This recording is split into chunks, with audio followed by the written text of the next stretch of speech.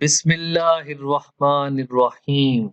This is Dr. Numan Asgar, your biology expert. So let's start today's topic. Gametogenesis is basically the formation of gametes को कहते हैं. वो gametes sperms और egg होते हैं. Sperms and egg. तो हम सबसे पहले जो स्पर्म्स की जो फॉर्मेशन है उसको डिस्कस करेंगे. गेमेटोजेनेसिस की जो टाइप्स हैं उसमें सबसे पहले है spermatogenesis. Spermatogenesis is the formation of sperms. इसकी दो फेजेस हैं. एक है जिसमें फॉर्मेशन होगी spermatids and the second one is the spermiogenesis. जो स्पर्मेटिड्स की फॉर्मेशन है उसके जो स्टेप्स हैं उसमें पहला स्टेप है जिसको हम मल्टीप्लिकेशन फेज कहते हैं. Multiplication phase. Then the second one is the growth phase.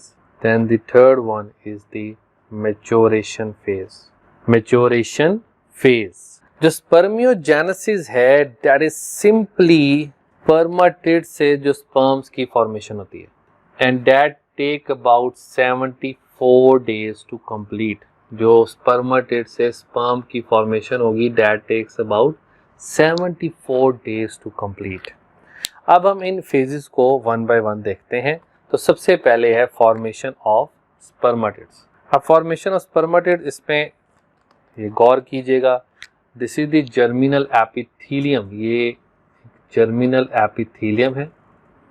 इस जर्मिनल एपिथेलियम में ये सेल्स प्रेजेंट हैं. सपोज दिस सेल, हम मैं इस सेल की बात कर रहे हैं, दिस वन, जिसको मैं डार्क कर रहा हूँ. This cell is diploid. ये सेल जो है वो डिप्लॉयड है.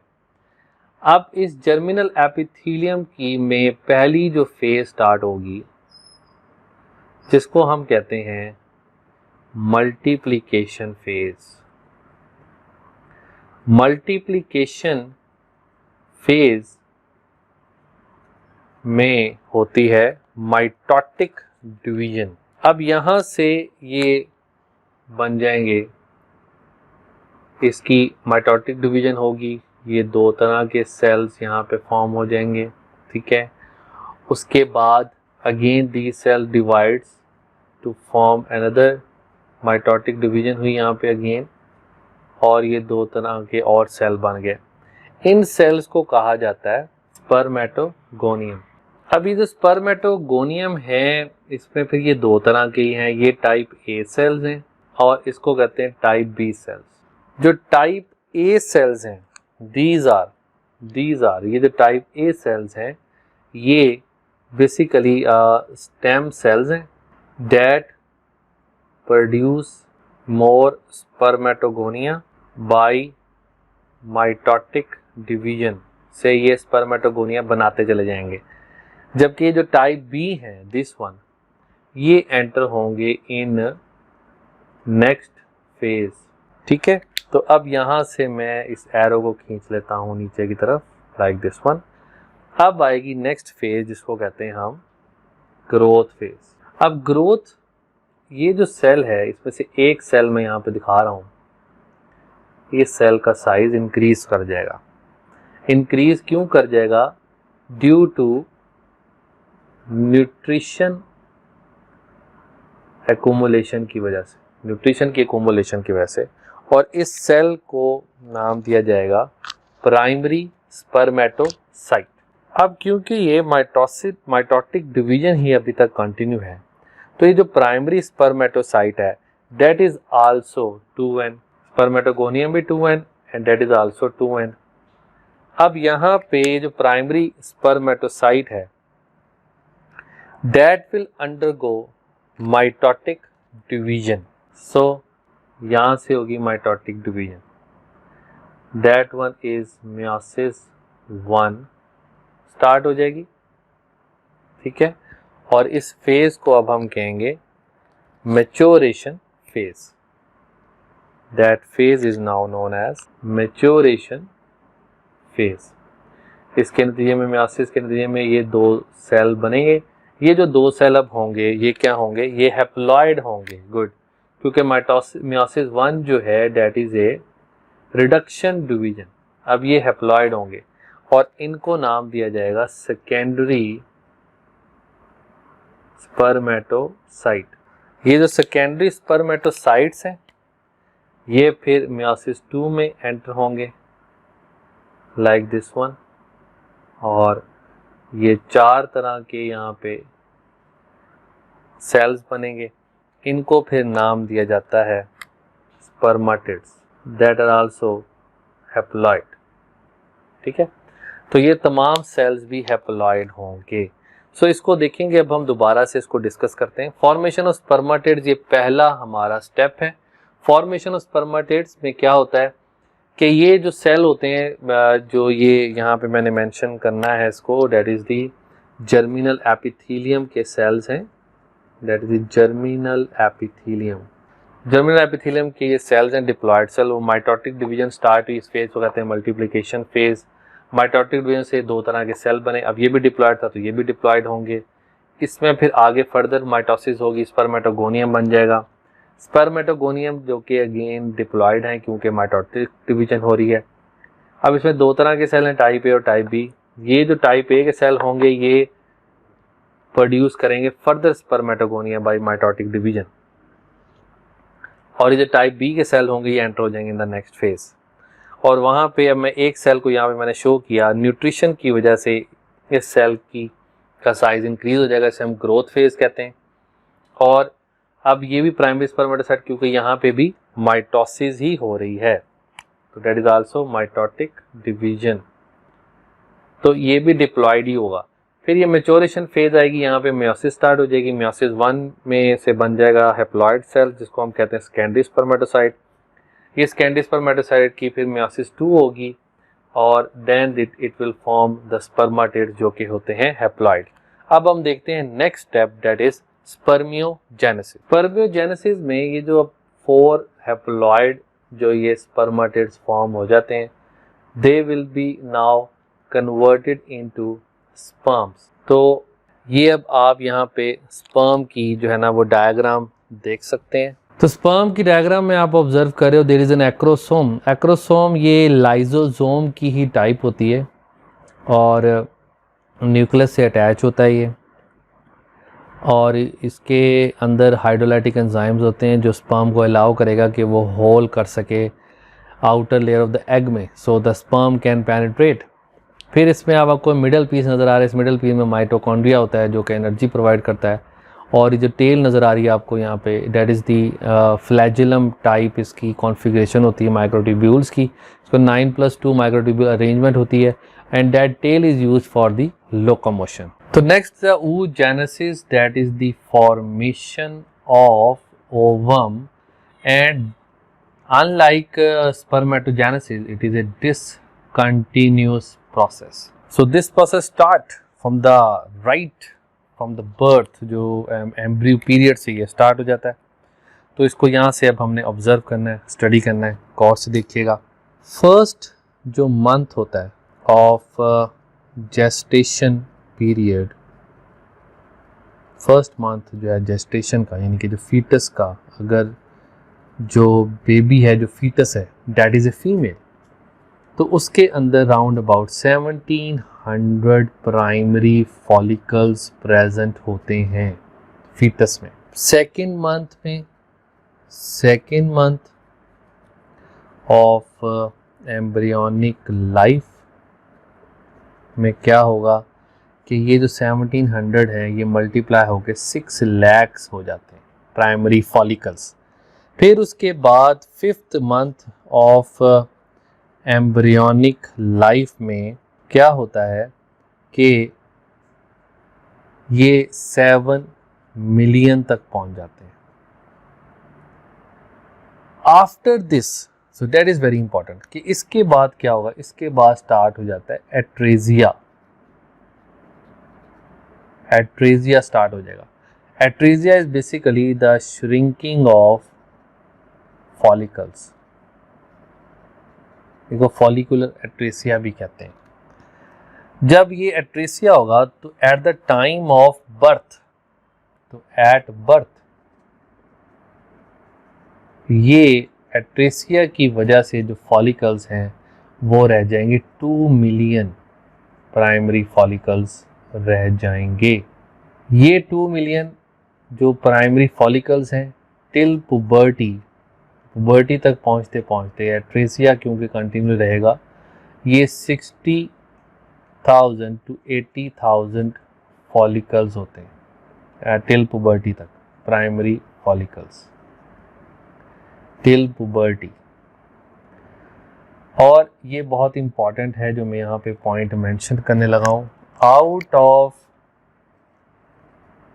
Every 500 primary follicle only 1 develops into an egg.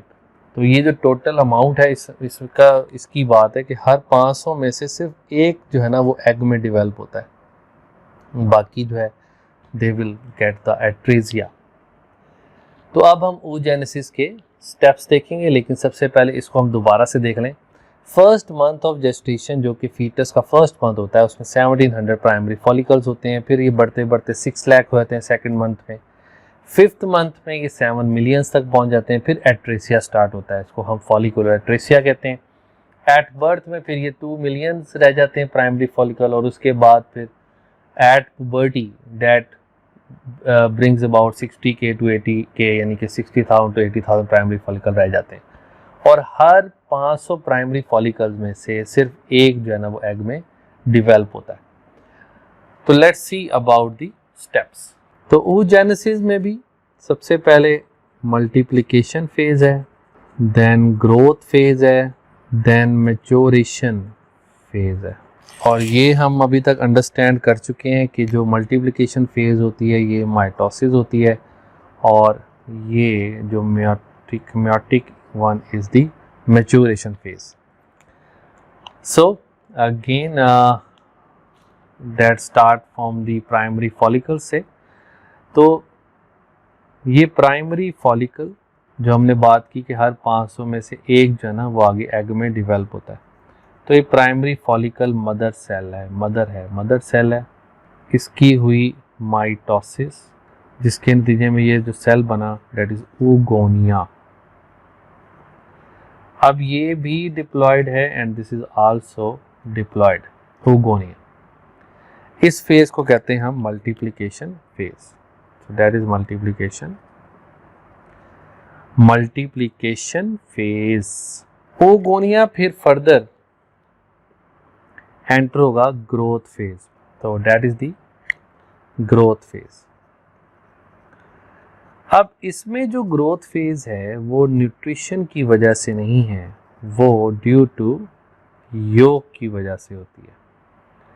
तो इसमें जो साइज है अब सेल का इंक्रीज हो जाएगा, लाइक मैंने सेल के साइज को इंक्रीज करके यहाँ पे दिखा दिया, ठीक है। अब ये भी डिप्लॉयड है और इसको कहेंगे हम primary follicle, primary oocyte, okay.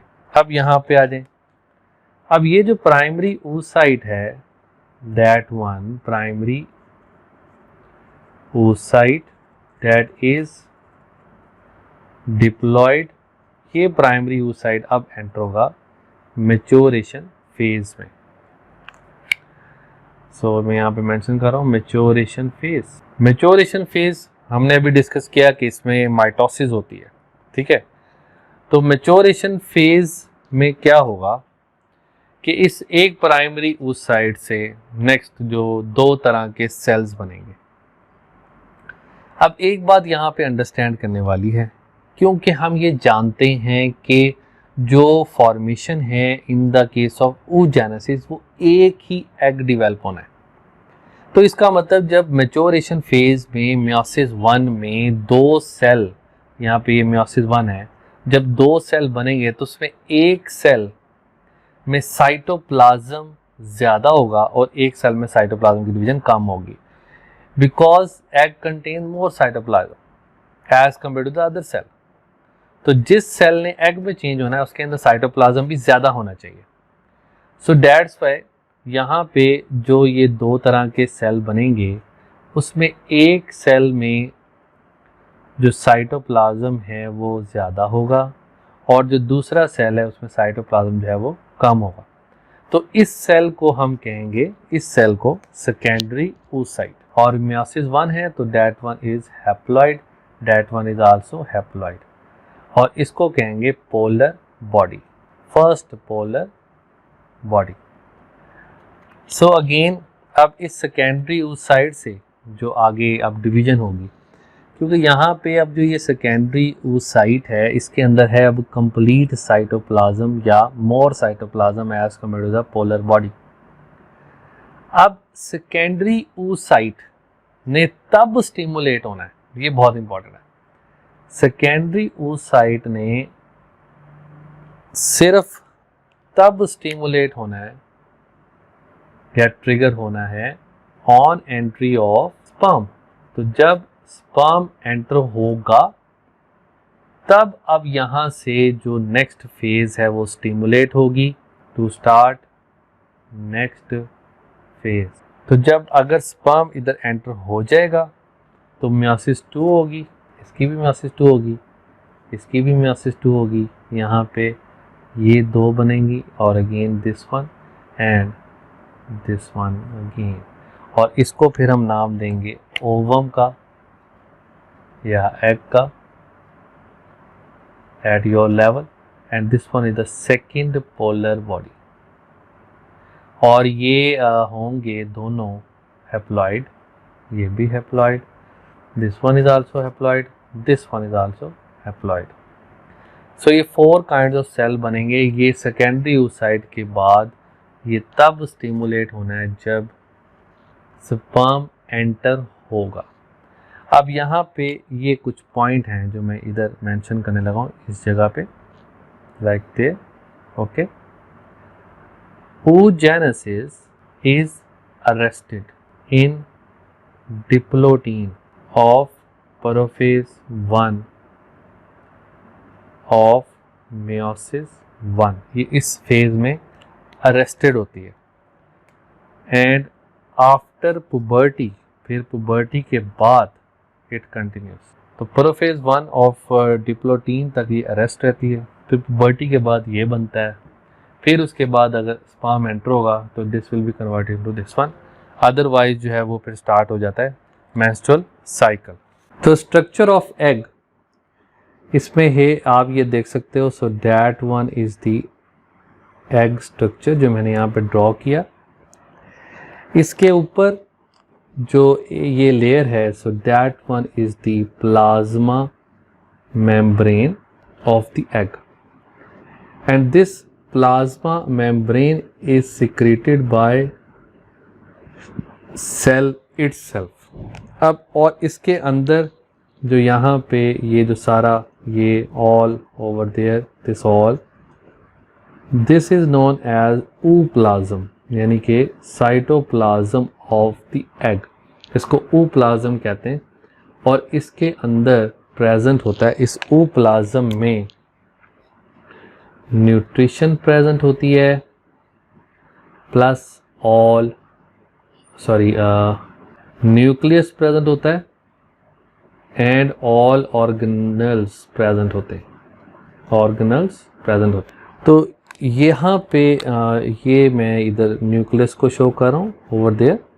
सो जिस रीजन में न्यूक्लियस प्रेजेंट होता है उस रीजन को कहते हैं एनिमल पोल। एनिमल पोल से ही जो स्पर्म है वो एंटर होता है और इस रीजन को कहते हैं the adjacent one is the vegetal pole. अब जो ये होते हैं एग, उसके ऊपर एक और ये लेयर सी होती है लाइक दिस वन। ये जो लेयर है इसके ऊपर प्रेजेंट लाइक दिस लेयर, इसको कहते हैं हम जोना पेलुसिडा। ये जोना जो पेलुसिडा है that is non cellular and it is secreted by, it is non cellular and secreted by follicle cells. तो एक तो ये नॉन सेलुलर है and that is secreted by the follicle cells, that is zona pellucida. इस zona पैलुसिडा के ऊपर एक और लेयर होती है, दैट इज सेल्स ऑफ, ये ऐसे ये फॉलिकल सेल्स हैं जो आपको यहाँ पे नज़र आ रही हैं, जो मैं यहाँ पे ड्रॉ कर रहा हूँ। So that is the follicle cells over there, ये फॉलिकल सेल्स हैं like this one, these are the follicle cells over there. तो ये जो फॉलिकल सेल्स हैं, ये जो लेयर है फॉलिकल सेल्स की, इसको कहा जाता है corona. That is not that corona that is very much famous nowadays, that is corona radiata, that is again made up of follicle cells. So remember one thing, this zona pellucida is secreted by follicle cell and this corona radiata is made up of follicle cells. अब जो यहाँ पे देखिएगा दोबारा कि plasma membrane है जो इस layer, that is secreted by the cell, और जो इसके बाद ये जोना पैलुसिडा, ये जो सेकेंडरी मेम्ब्रेन्स आती हैं, इसमें ये जोना पैलुसिडा है और corona radiata. So these are the secondary membranes, इनको सेकेंडरी मेम्ब्रेन भी कहते हैं, सेकेंडरी मेम्ब्रेन। तो ये दोनों जो हैं secondary membrane, they are secreted by and formed by follicle cell, जो भी मैंने बताया, ठीक है। और इसके अलावा एक टर्शरी मेम्ब्रेन भी होती है, तो वो मैं यहाँ पे मेंशन कर देता हूँ। जो टर्शरी मेम्ब्रेन है, that is secreted bye glands, या आप कह सकते हो ओविडक्ट, जो सिक्रीट करता है, और ये प्रोड्यूस करता है shell. So this is all about the structure of the egg. Thank you very much and Allah Hafiz.